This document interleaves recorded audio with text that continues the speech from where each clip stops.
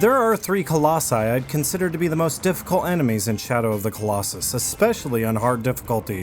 What I find difficult may not be what you find difficult, but I think the majority will agree with me when I say this. In Shadow of the Colossus, difficulty is all about how many vitals you have to target, along with the various strategies or strategic paths you can take to reach each vital. Sometimes there are multiple paths you have to take riddled with purposefully designed obstacles, such as surfaces that you cannot grab or long narrow sections.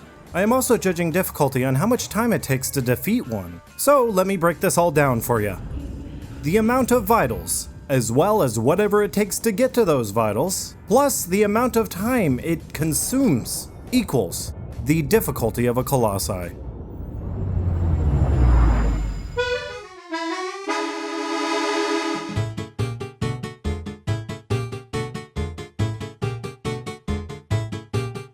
Pelagia, which sounds like some sort of terrible illness, is a water-dwelling creature without a lower body. It is also blind, so it relies on vibrations, such as sound, more than anything.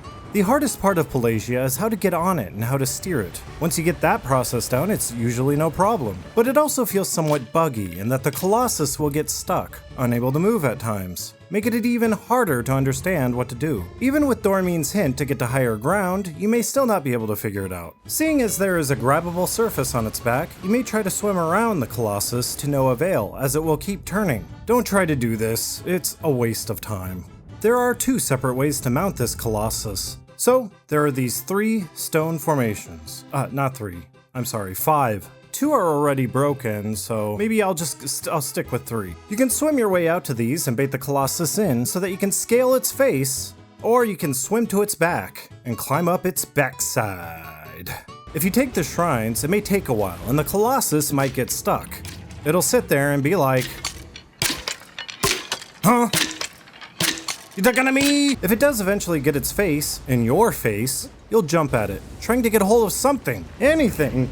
If you go the back route, up its backside, it may take longer to swim to your objective, as it will keep turning and turning around. You'll be swimming around it like you're trying to create some whirlpool to suck it into. When going through the armpit, you'll quickly get to a green turf you can grab onto. The climb doesn't end here, as it involves a mixture of jumping and climbing over its many rolls until you finally reach its head. If you're like me, you may get to the end and be like, yeah, where's the vital?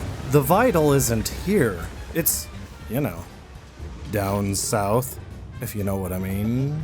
Amidst that confusion, you might notice these teeth-like bones. That's the smile dentists crave, whatever that means. If you manage to figure it out that these teeth control movement in some way, it doesn't take you long to realize that these teeth will also move Pelagia in whatever direction that tooth is facing.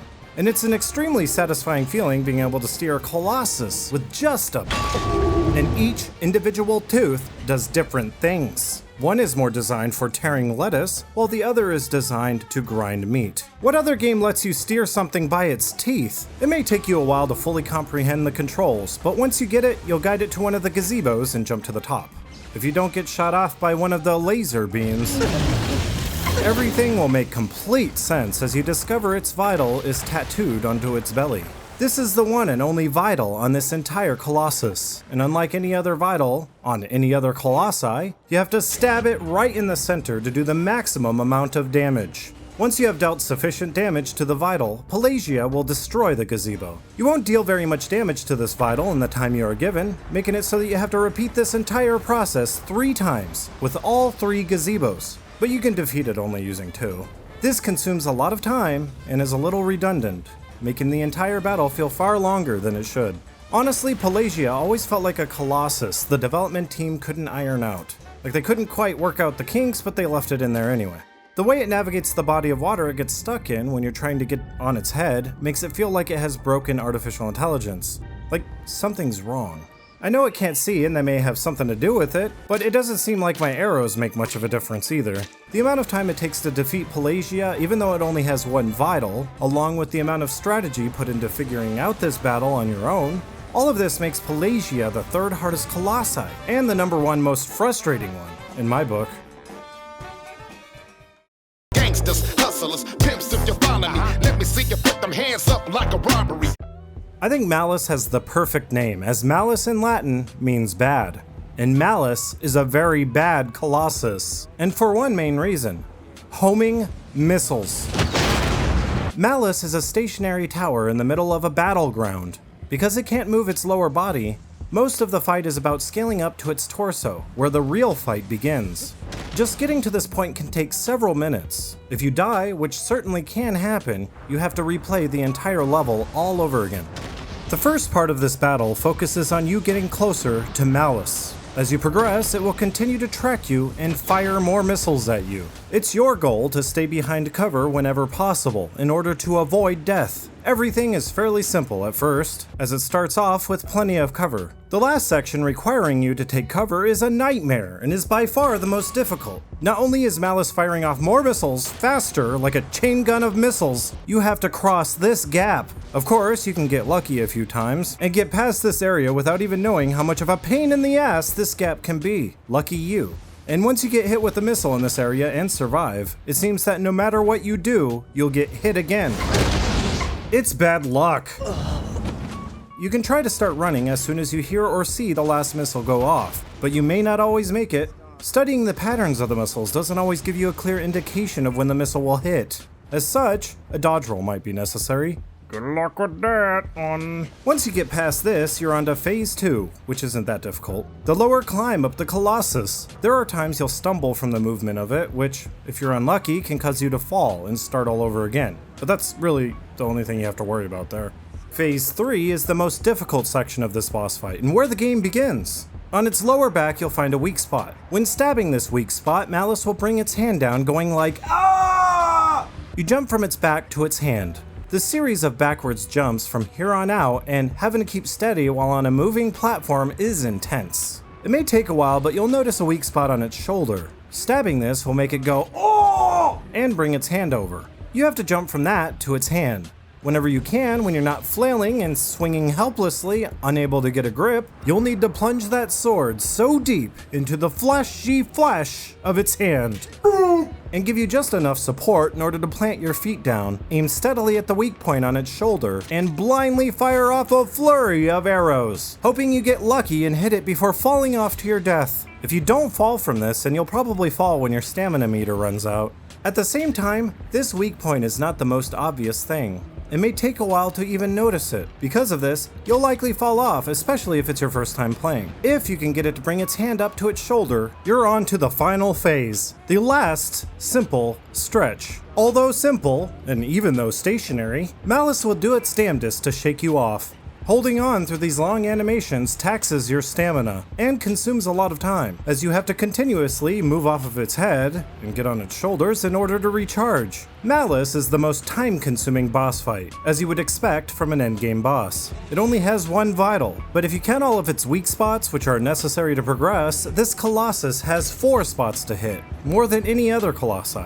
Getting to those weak spots is the hardest part of Malice, as you'll have to narrowly avoid missiles and manage stamina for the treacherous climb up its upper body. All of this lands Malice as number 2 on my list, the second hardest Colossi, and the final boss.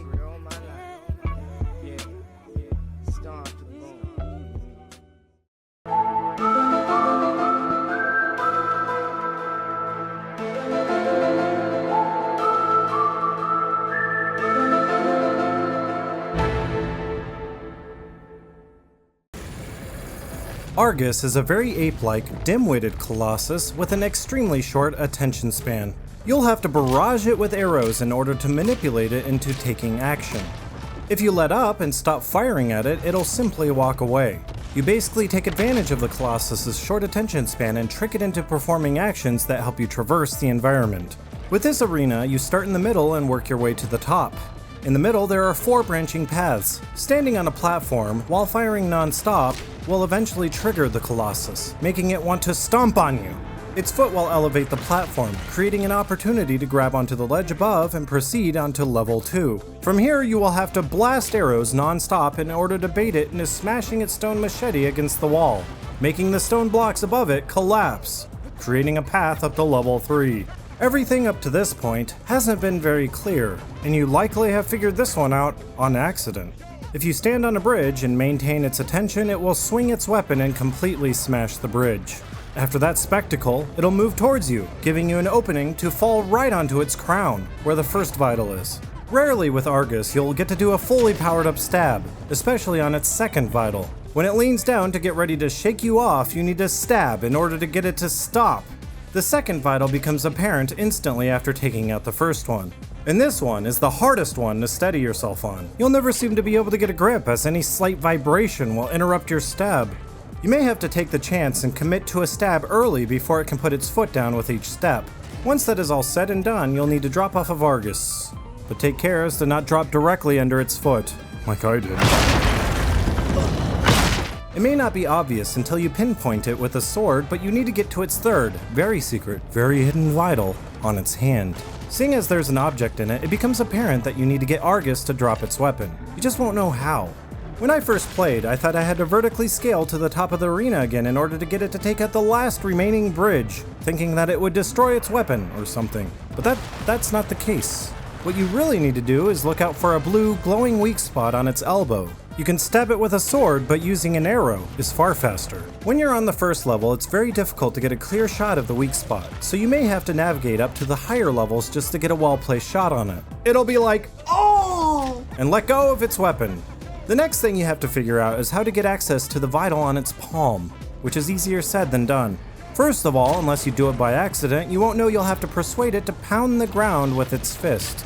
It won't always pound the ground, making this a gamble that costs a lot of time. And even when you get it to pound the ground, it doesn't give you much of a window to jump on. Plus, the earth coming up around its fist can disrupt your jump. This can be very frustrating, as you'll have to keep at the same cycle over and over again until you eventually get it. Once you grab on, it's easy peasy. What makes Argus so difficult is in the amount of tricks you have to play in order to get it to perform various actions that assist in your progress. There are 3 entire vitals, one of them being extremely hidden. There are 3 levels you must scale, and you have to get it to drop its weapon, making for a lot of strategy. A lot of time is consumed on this boss due to the variable nature of getting on its palm, and anytime Argus hits the ground, you have to jump during impact or you'll take damage or go flying, causing it to stun wander. This is, in my opinion, the hardest Colossi in the entire game, the second to last Colossus, Argus. All 3 of these boss fights do share one thing in common. You have to leave Agro, your horse, behind. There are other Colossi I find to be difficult that require you to use the horse, so I don't think this has much impact on the difficulty. So there you are, the 3 hardest Colossi. So which Colossi did you think was the hardest? I'd really like to know.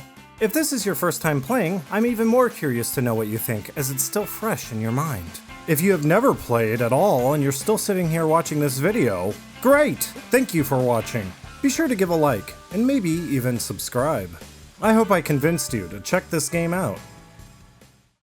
If you liked what you just saw and would like to see more of it, please help out a hungry hippo such as myself. I don't have enough money for groceries. And what happens to a hungry hippo when it runs out of food? You lose! I would love to be able to continue to bring you interesting content such as this. These 40 patrons are the ones keeping this channel afloat. Some new wonderful patrons in the house! Starting with my new legendary champion, Haley Lamb. Thank you so much. You have no idea. My new highborn champion, Dan. You both brought a silly smile to my silly face.